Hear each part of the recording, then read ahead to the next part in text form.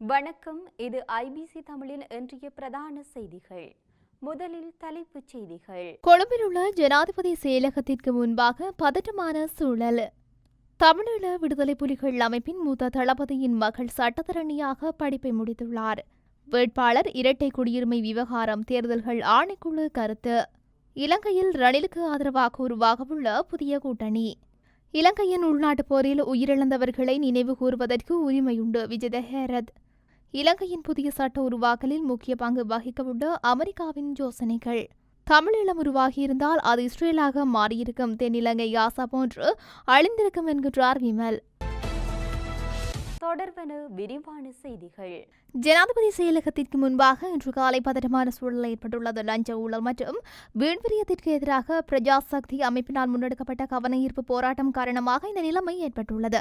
லஞ்சம், ஊழல், வீண்விரியம் ஆகியவற்றுக்கும் நாடாளுமன்ற உறுப்பினர்களுக்கு வாகன அனுமதி பத்திரத்தை மீள வழங்குவதற்கும் எடுத்த தீர்மானத்திற்கு எதிர்ப்பு தெரிவித்தும் இன்று காலை ஜனாதிபதி செயலகத்திற்கு முன்பாக ஆர்ப்பாட்டம் ஒன்று ஏற்பாடு செய்யப்பட்டிருந்தது. அங்கு அவர்கள் ஆர்ப்பாட்டத்திற்கு தயாரான நிலையில் போலீசார் பேனரை அகற்றியதால் போலீசாருக்கு ஆர்ப்பாட்டக்காரர்களுக்கும் இடையே கடும் வாக்குவாதம் ஏற்பட்டது. பின்னர் ஜனாதிபதியின் மேலதிக செயலாளர் கபில முரசிங்கவிடம் மகஜர் ஒன்றையும் கையளித்தனர். தமிழீழ விடுதலை புலிகள் அமைப்பின் மூத்த தளபதிகளில் ஒருவரான எழிலனின் மகள் இலங்கை சட்டத்தரணியாக படிப்பை முடித்துள்ளார். விடுதலை புலிகளின் திருகோணமலை மாவட்ட அரசியல் பொறுப்பாளராக இருந்த எழிலன் எனப்படும் சசிதரன் மாவிலாறு அணையை மூடிய இறுதிக்கட்ட போருக்கு வழிவகுத்தவர் என்று இராணுவ வட்டாரங்களில் குறிப்பிடப்படுகின்றார். இறுதிக்கட்ட போரின் போது அவர் இராணுவத்திடம் சரணடைந்ததாக எழிலன் மனைவி அனந்தி சசிதரன் தெரிவித்திருந்த போதும் இராணுவம் அதனை மறுத்திருந்தது. எனினும் எழிலன் தொடர்பில் அதன் பின்னர் எந்தவித கருத்துக்களும் வெளியாகவில்லை. மேலும் காலங்களில் எழிலன் மனைவி அனந்தி வடமாகாண சபை தேர்தலில் போட்டியிட்டு மாகாண சபை உறுப்பினராக பதவி வகித்திருந்தார். இந்த நிலையில் தற்போது எழிலன் மகள் நல்வழி LLB-இன் லோ பட்டம் பெற்றுக் கொண்டுள்ளார். எந்தவொரு தேர்தலுக்கும் வேட்புமனு தாக்கல் செய்யும் நபர்களின் இரட்டை குடியுரிமை குறித்து விசாரணை நடத்தும் திறன் தனது ஆணையகத்திற்கு இல்லை என தேர்தல்களை ஆணைக்குழுவின் பணிப்பாளர் நாயகம் சமன்ஸ்ரீ ரத்நாயக்க தெரிவித்துள்ளார். பிரித்தானிய குடியுரிமையை கொண்டுள்ள காரணத்தினால் அண்மையில் டயானா கமகே தனது நாடாளுமன்ற உறுப்பினர் பதவியை இழந்தார்.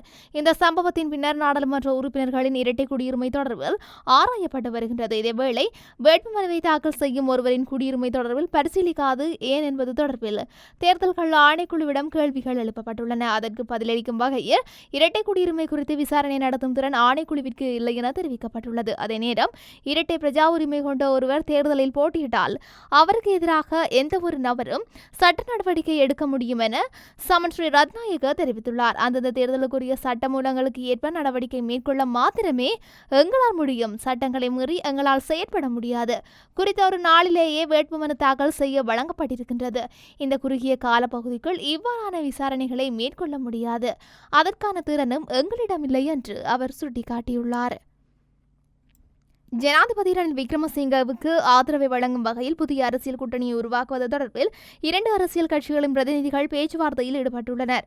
குறித்த பேச்சுவார்த்தையானது நேற்று மாதியவலையில் உள்ள விருந்தகம் ஒன்றில் இடம்பெற்றுள்ளது. இதில் ஸ்ரீலங்கா சுதந்திர கட்சியின் ஒரு பிரிவை பிரதிநிதித்துவப்படுத்தும் அமைச்சர் நிமல் ஸ்ரீபாலடி சில்வா அணியும் நாடாளுமன்ற உறுப்பினர் நிமல் லான்சாவின் புதிய கூட்டணி பிரதிநிதிகளும் பங்கேற்றுள்ளனர். இந்த உரையாடலில் 2 தரப்பினரையும் பிரதிநிதித்துவப்படுத்தி நாடாளுமன்ற உறுப்பினர்கள் 20 பேர் வரை கலந்து கொண்டுள்ளனர். மேலும் தோட்டையில் எதிர்கால பேரணியை நடத்துவதற்கான திட்டமிடலுடன் புதிய அரசியல் கூட்டணிக்கான அடித்தளங்களை அமைப்பது குறித்த இந்த கலந்துரையாடலின் போது கவனம் செலுத்தப்பட்டுள்ளது.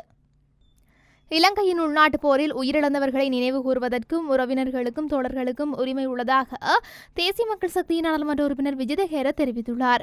நாடாளுமன்றில் பாலஸ்தீன போர் தொடர்பான ஒத்திவைப்பு வேளை விவாதத்தில் கலந்து கொண்டு உரையாற்றிய போதே மேற்கொண்டவாறு குறிப்பிட்டுள்ளார். மேலும் தெரிவிக்கையில், முள்ளிவாய்க்கால் போரில் உயிரிழந்தவர்களை நினைவு கூர்ந்து திருகோணமலை சம்பூர் நினைவேந்தல் கஞ்சி பரிமாறியதற்காக 3 பெண்கள் மற்றும் ஒரு ஆண் கைது செய்யப்பட்டதை வன்மையாக கண்டிக்கின்றேன். போரில் உயிரிழந்தவர்களின் உறவினர்கள் மற்றும் தோழர்களுக்கு போரில் இருந்தவர்களின் நினைவுகூர அவர்களின் உரிமைகளை பாதுகாக்க அரசாங்கம் நடவடிக்கை எடுக்க வேண்டும்.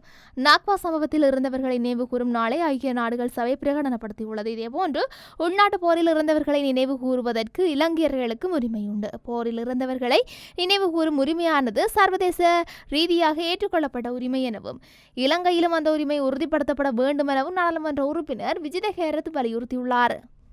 இலங்கையில் புதிய சட்டத்தை உருவாக்குவதில் அமெரிக்க ராஜாங்க திணைக்களம் முக்கிய பங்கை வழங்கியுள்ளதாக தகவல்கள் வெளியாகியுள்ளன.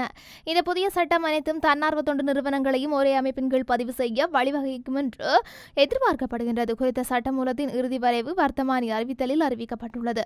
இந்த நிலையில் சட்டமாக்குவதற்கு நாடாளுமன்றத்தில் சமர்ப்பிக்கப்படுவதற்கு முன்னர் சட்டமா அதிபரின் பரிந்துரைக்காக அனுப்பப்பட்டுள்ளது. அமெரிக்க ராஜாங்க திணைக்களத்துறை உத்தேச உள்ளூர் யோசனையில் இணக்கப்பட்டிருக்க வேண்டிய சில பரிந்துரைகளை ஏற்கனவே அனுப்பியுள்ளது. இதில் ஒன்று கூடும் ஒன்றிணைக்கும் சுதந்திரமும் அடங்குகின்றது.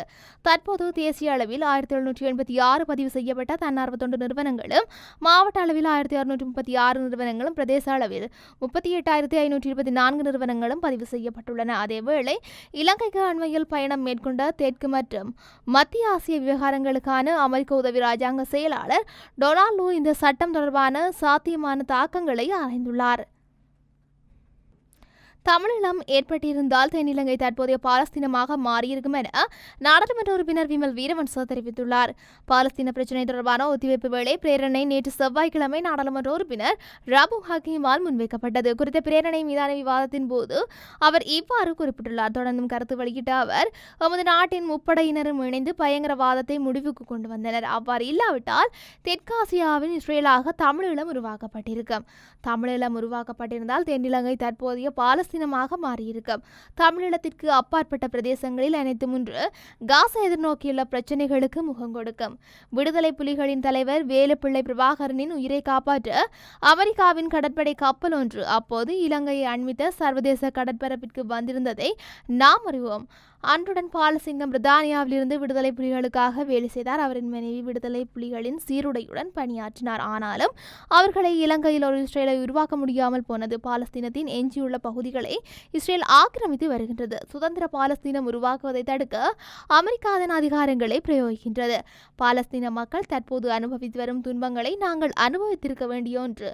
அதனால் அவர்களின் துன்பம் மற்றும் துயரங்களை ஏனைய சர்வதேச நாடுகளை விட எங்களால் நன்கு உணர்ந்து கொள்ள முடிகின்றது என தெரிவித்தார்.